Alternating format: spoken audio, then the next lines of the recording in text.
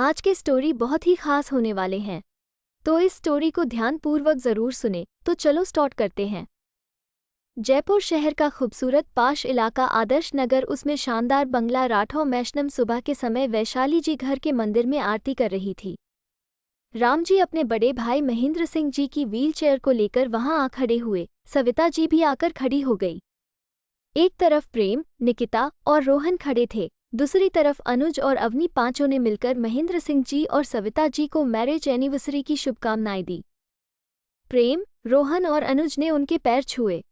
निकिता उनके पैर छूने को झुकने लगी तो सविता जी ने उसे बाहों से पकड़कर बीच में ही रोक लिया और उसका गाल छूकर बोली, बेटा ऐसी हालत में तुम्हें झुकना नहीं चाहिए। मम। निकिता हल्का सा मुस्कुरा दी। प्रेम, रोहन और अनुज ने राम जी के पैर छुए तो उनकी आंखें नम हो गई। वैशाली जी ने सबको आरती दी और राम जी को आरती देते हुए उनकी आंखों में नमी देखकर वैशाली जी की आंखें भी नम हो गई। दोनों को अजय की याद आ गई। प्रेम ने भी उनकी नम आंखों को देखकर कहा, चाचू, चाची माँ, मैंने अजय भाई साहब को फ़ोन कर दिया है और देखना आप लोग, वो दादी माँ को लेकर आज शाम को पार्टी में ज़रूर आएंगे। राम जी ने उसके कंधे पर हाथ रखकर थपथपा दिया, लेकिन उनकी आंखों से आंसू बहने लगे और वो अपने आंसू पोंछते हुए अपने रूम में आ गए। सब मायूसी से एक दूसरे को देखने लगे। राम जी ने रूम में आकर टेबल पर रखी अजय की फ़ोटो को उठाकर उस पर प्यार से हाथ फेरा और फ़ोटो को अपने सीने से लगा लिया। अजय की फ़ोटो टेबल पर रखकर उन्होंने अपना कबर्ड खोला और उसमें से एक फ़ोटो एल्बम निकालकर देखने लगे, जिसमें अजय की बचपन की तस्वीरें थी और एक औरत की तस्वीर पर आकर उनका हाथ रुक गया और राम जी रूंधे गले से बोले, क्यों तुम मुझसे हमेशा के लिए दूर चली गई? वर्षा, क्यों? काश तुम मुझे छोड़कर नहीं जाती तो मेरा बच्चा, मेरा अजय भी मेरे पास होता। पता है तुम्हें, जो बचपन में कभी मेरे बिना सोता नहीं था, आज मुझसे और वैशाली से बात भी नहीं करना चाहता। क्या इतने बुरे हैं हम दोनों? तभी वैशाली जी रूम में आ गई और उनके हाथ से एल्बम लेकर वापस कबर्ड में रखते हुए बोली, आप बुरे नहीं हैं जी, कोई गलत नहीं था। अगर कुछ गलत था तो वक्त और हालात जिन पर हमारा कोई वश नहीं चलता।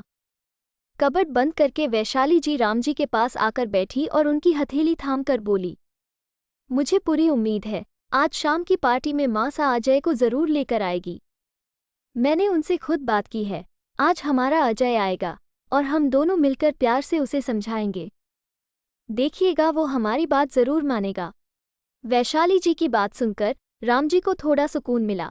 उन्होंने उम्मीद से वैशाली जी के दोनों हाथ थाम लिए। शाम के वक्त राठौर मैंशन दुल्हन की तरह सजा हुआ था। राठौर मैशनम के लॉन में जोर शोर से पार्टी हो रही थी।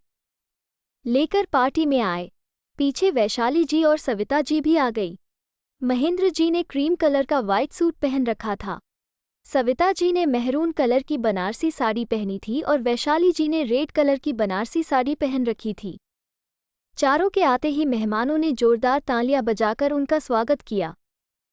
जैसे ही राम सिंह जी ने महेंद्र जी को सब मेहमानों के बीचों में लेकर आए, सब मीडिया वालों ने उनको घेरकर फोटो क्लिक करना शुरू कर दिया। वैशाली जी और सविता जी भी आकर वहीं खड़ी हो गई। कुछ न्यूज रिपोर्टर्स ने अपनी अपनी तरफ से महेंद्र जी और सविता जी को हैप्पी एनिवर्सरी कहा। दोनों ने हाथ जोड़कर सबको शुक्रिया किया। सब रिपोर्ट्स ने अपने अपने माइक राम जी की तरफ बढ़ा दिए। एक रिपोर्टर ने पूछा, सर, आपकी कंस्ट्रक्शन कंपनी अजय कंस्ट्रक्शन को बहुत बड़ी कामयाबी मिली है। वो हमारे शहर की नंबर 1 कंस्ट्रक्शन कंपनी बन गई है, तो ये पार्टी उसकी खुशी में रखी है या फिर महेंद्र सर की मैरिज एनिवर्सरी के खुशी में? दोनों की खुशी में, और आप लोग पार्टी एंजॉय कीजिए, चाहे वजह जो भी हो, राम जी ने हंसकर कहा। एक और रिपोर्टर बोला, सर, आपकी कंपनी ने इसी साल 25 साल पूरे किए हैं। आपके बड़े बेटे के नाम पर आपने अपनी कंपनी का नाम रखा है और अजय सिंह राठौर खानदान के बड़े बेटे हैं, तो फिर आपने अपनी कंपनी का एमडी आपके भतीजे प्रेम सर को क्यों बनाया है, जबकि वो उम्र में अजय सर से छोटे हैं? इसके पीछे क्या वजह है? दूसरा रिपोर्टर बोला, हमने तो सुना है आपके बड़े बेटे को आपके बिजनेस में कोई इंटरेस्ट ही नहीं है, इसलिए वो इस घर से और बिजनेस से दूर है, इसीलिए मजबूरी में प्रेम को एमडी बनाया गया है। क्या ये सच है? राम जी के चेहरे पर चमकती मुस्कान गायब हो गई। राम जी और वैशाली जी ने एक दूसरे को बेचारगी से देखा। राम जी ने खुद को संभालते हुए कहा, देखिए, प्रेम को MD banana board of director का फैसला था, क्योंकि प्रेम ही एमडी की कुर्सी के काबिल था। इसमें छोटे बड़े होने की कोई बात कहाँ से आ गई। रही अजय की बात तो हाँ, ये सच है, वो बचपन से ही IPS ऑफिसर बनना चाहता था, बिजनेसमैन नहीं, इसलिए हमने कभी भी उसे बिजनेस संभालने के लिए फोर्स नहीं किया। आप सबका थैंक यू कहकर राम अपने गेस्ट में बिजी हो गए। मीडिया वालों में खुसर पुसर होने लगी। तभी बगले के बाहर पार्किंग एरिया में एक SUV आकर रुकी। कार का डोर खुला तो उसमें से शहर के जाने-माने बिजनेसमैन अर्जुन राणावत अपनी पत्नी के साथ पार्टी में आए। राम जी महेंद्र जी को लेकर उनकी तरफ बढ़ चले।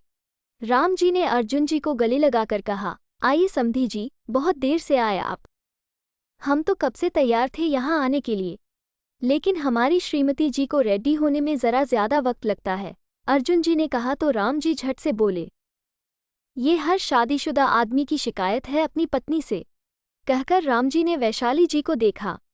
दूसरी से मीरा जी निकलकर आई और बोली, हम लेडीज़ को ज़्यादा वक्त नहीं लगेगा तैयार होने में, तो क्या आप जैस लोगों को वक्त लगेगा। कोट पैंट पहनने में और साड़ी पहनने में फ़र्क होता है जनाब। कहकर मीरा जी, सविता जी और वैशाली जी से गले मिली। सीमा, दामाद जी और काजल बेटी नहीं आए। सविता जी ने मीरा जी से पूछा, जी वो तीनों अभी आते ही होंगे।